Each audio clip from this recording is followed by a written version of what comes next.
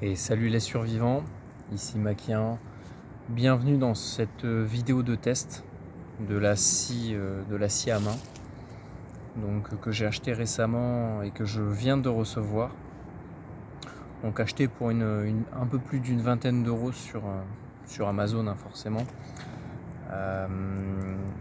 Donc je l'ai acheté pour remplacer la scie que ma copine m'avait donnée.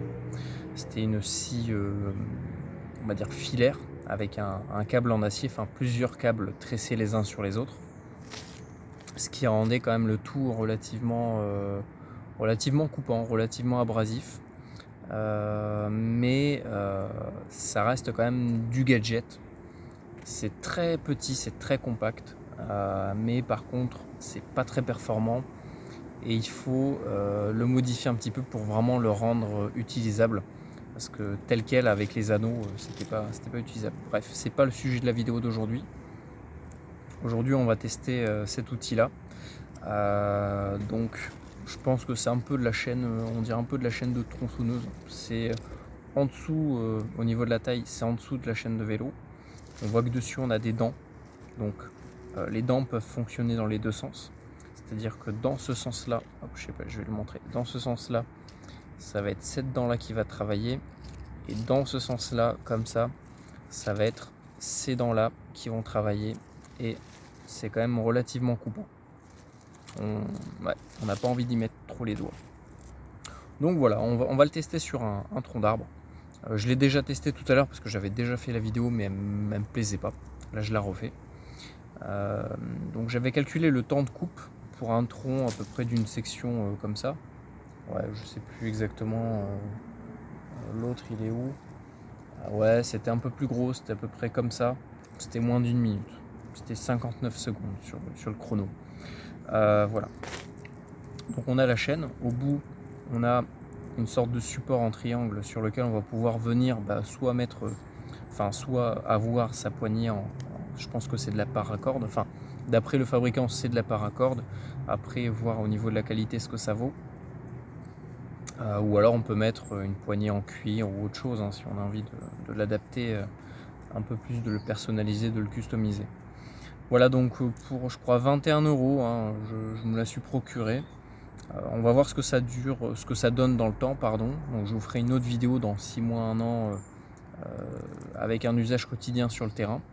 Et je vous dirai ce que ça vaut réellement. Donc allez, c'est parti, on va partir sur les tests. Donc on va se caler sur ce tronc-là. Tac, nickel, je suis bien dans l'objectif. Donc là on a une petite section. On va peut-être partir sur celle-là, ou je sais pas. Non, on va reprendre celle-là. Donc par contre la chaîne elle a qu'un seul côté de fonctionnement, ça ne fonctionne pas dans les deux sens. Il n'y a qu'un seul côté où il y a les dents. Donc on va se caler sur le tronc. Tout simplement, c'est très, très intuitif comme usage. Et on va lancer le chrono. On va voir ce que ça fait. Allez, c'est parti.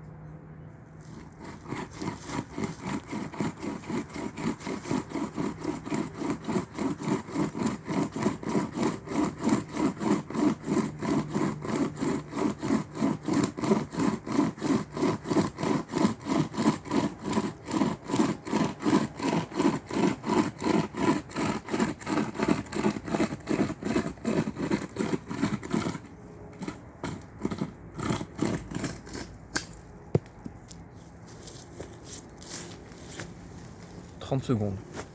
30 secondes pour couper ce genre de section. Bon, à la fin, ça a un petit peu accroché. Alors par contre, ce que je viens de remarquer, alors je sais pas si ça vient de ma chaîne ou pas, je pense que oui. Il y a un petit peu de noir dessus. Alors j'ai l'impression que la chaîne a été graissée. Faudrait peut-être faire attention à ça, de bien l'entretenir pour pas que ça rouille et pas que ça casse. Voilà. 30 secondes. Hein. Avec l'autre, je pense que j'en aurais eu pour au moins 5 minutes. Vraiment, sans déconner, entre la rapidité et la performance de celle-là et d'une scie à câble qu'on peut trouver chez, je sais pas moi, c'est quoi, Nature et Découverte ou ce genre de magasin, ou même sur internet, hein. Je pense que c'est au moins 10 fois mieux, 15 fois mieux. Rien que déjà au niveau des vibrations, au niveau de la prise en main, ça n'a rien à voir. Après, bon, on a une petite pochette. Elle fait un peu cheap. Bon, c'est pas...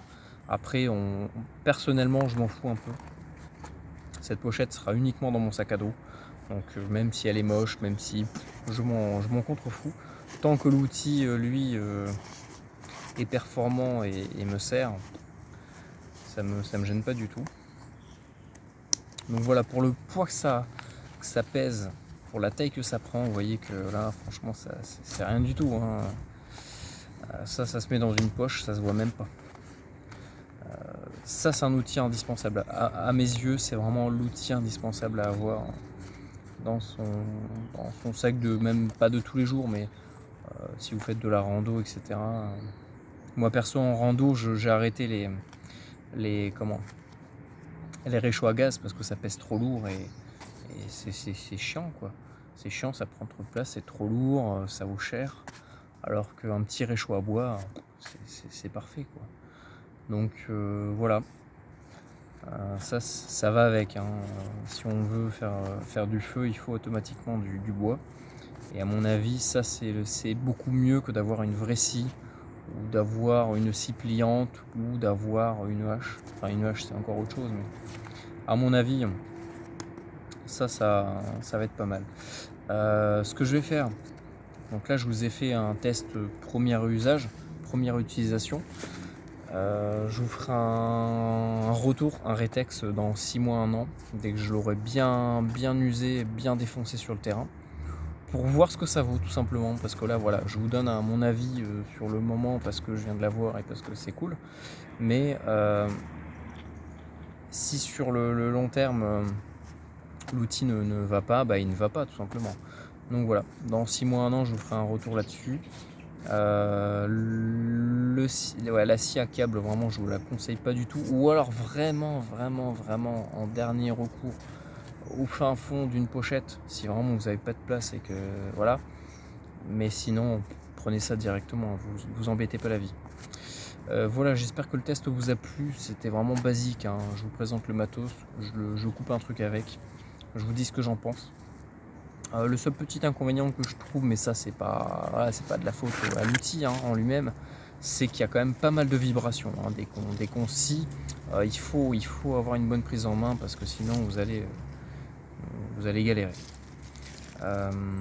Si vraiment ça accroche, parce que ça va accrocher, hein, selon les endroits au niveau des dents, essayez de prendre plutôt sur les bords. Souvent ça marche mieux. Moi je sais que dès que je prends à droite, parce que je suis gaucher, là c'est ma gauche, là c'est ma droite, dès que je prends à ma droite, ça glisse beaucoup mieux, ça accroche beaucoup moins que dès que je prends au centre ou à gauche. Donc voilà, c'est à vous aussi d'un petit peu tester. Ah.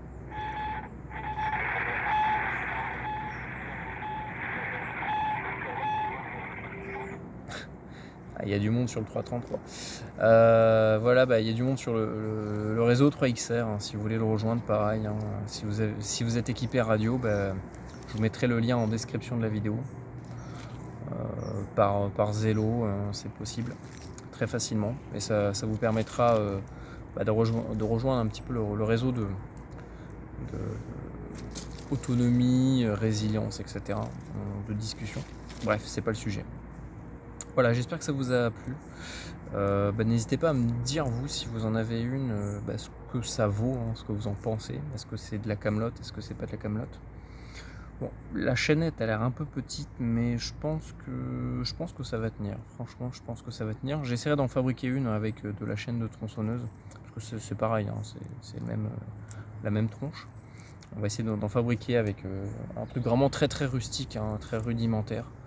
On va imaginer, genre, voilà, on n'a pas moyen d'acheter sur internet, on va fouiller dans le garage, on va récupérer des vieilles chaînes de tronçonneuse et on va faire une scie à main avec. Voilà, donc ça sera pour une prochaine vidéo. Je vous dis, prenez soin de vous. J'espère que ces formats de vidéo vous plaisent. Bon, c'est du matos que je paye moi, hein, de ma poche, hein. Il n'y a personne qui me paye pour dire quoi que ce soit sur le matériel. Voilà. Donc prenez soin de vous et à une prochaine sur la chaîne. ou ailleurs. Salut!